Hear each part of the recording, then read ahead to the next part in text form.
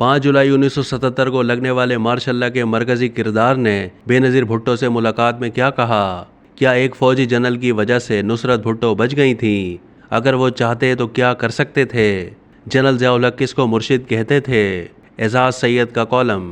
Senior सहाफ़ी और column निगार एजाज सैयद ने 6 जून 2020 को रोज़नामा जंग में शाया होने वाले अपने कॉलम में हैरान कुन इंकशाफात करते हुए लेफ्टिनेंट जनरल रिटायर्ड फैज़ अली चिश्ती के अल्फाज से आगाज़ किया कि मेरा आपके वालिद की फांसी से कोई ताल्लुक़ नहीं था।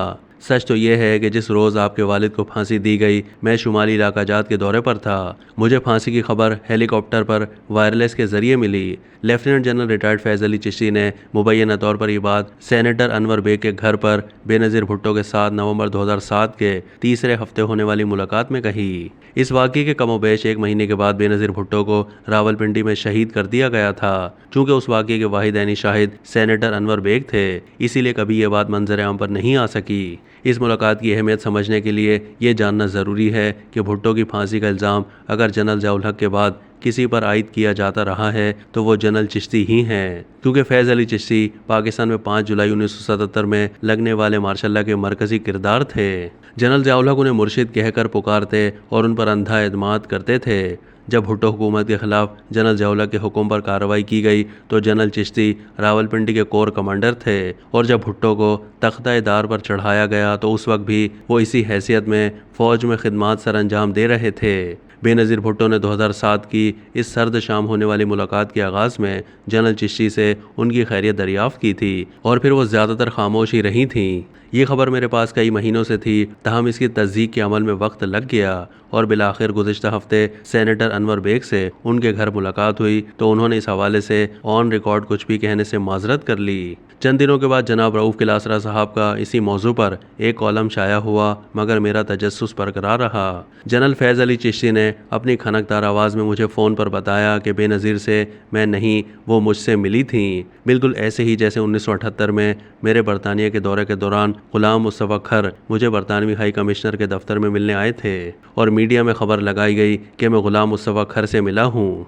मेरी दिलचस्पी और भी बढ़ गई, क्योंकि उनकी किताब betrayals of another kind, Islam, democracy and the army in Pakistan कई साल पहले शाया हुई थी, जिसमें उन्होंने जनरल ज़िया की शख्सियत के मुख्तलिफ पहलुओं का नाक़िदाना जायज़ा लिया था। जबकि 1977 के मार्शल्लाह में मरकज़ी किरदार अदा करने का एतराफ़ करने के साथ साथ उन्होंने उस वक्त ये भी इंकशाफ किया था कि भुट्टो के खिलाफ कत्ल का मुकदमा खोलने का मशवरा उस वक्त ज़िया-उल हक के मुशीर शरीफुद्दीन पीरज़ादा और भुट्टो के मुखालिफ वकील A.K. बरोही ने दिया था। जनरल चिश्ती से फ़ोन पर गुफ्तगू में मेरी दिलचस्पी इस बात में थी कि जान सकूं कि उन्होंने बेनज़ीर भुट्टो से मुलाकात की ज़रूरत महसूस क्यों की। मैं उनके जज्बात उनकी ज़बान से सुनने का ख्वाहिशमंद था, क्योंकि मुझे बताया गया था कि चिश्ती साहब ने सेनेटर अनवर बेग को बेनज़ीर से मुलाकात की ख्वाहिश का इजहार करते हुए एक मौके पर कहा था कि मैं इल्ज़ामात अपने सर लेकर मरना नहीं चाहता। इसी पस मंज़र में मैंने जनरल साहब से पूछा कि अगर आप बुरा ना मनाएं तो बताएं आपके और बेनज़ीर भुट्टो के दरमियान मुलाकात में क्या बातें हुईं। चिश्ती साहब बोले, नहीं, मैं ये नहीं बता सकता। इतना बताना चाहता हूँ कि मैंने सेनेटर अनवर बेग से इस मुलाकात के लिए कोई दरख्वास्त नहीं की थी। मैं ऐसा क्यों करता? ये बेनज़ीर से मेरी पहली मुलाकात भी नहीं थी, बल्कि मेरी नुसरत भुट्टो और बेनज़ीर से बरतानिया में जाम साकी के घर माजी में भी मुलाकातें रही हैं। देखिए, मुस्तफ़ा खर कह चुके हैं और नुसरत भुट्टो भी तस्लीम करती रहीं कि अगर जनरल चिश्ती ना होते तो शायद वो ना बचती। अगर मैं चाहता तो सारे मारे जा सकते थे, मगर मैंने ऐसा कुछ नहीं किया। याद रखिए, बेनज़ीर को भी इक़्तिदार से निकाला गया था। किसने निकाला था आपको भी पता है। हमारी गुफ्तगू में वो बातें भी शामिल थीं जो उनके इक़्तिदार के हवाले से थीं। एजाज सैयद अपने इस पुराने कॉलम में मजीद लिखते हैं कि पीपल्स पार्टी के रहनुमा सेनेटर अनवर बेग का जनरल चिश्ती से 1978 का उस वक्त ताल्लुक़ है कि जब अनवर बेग ने जनरल चिश्ती से सेक्टर F8 में घर खरीदा था।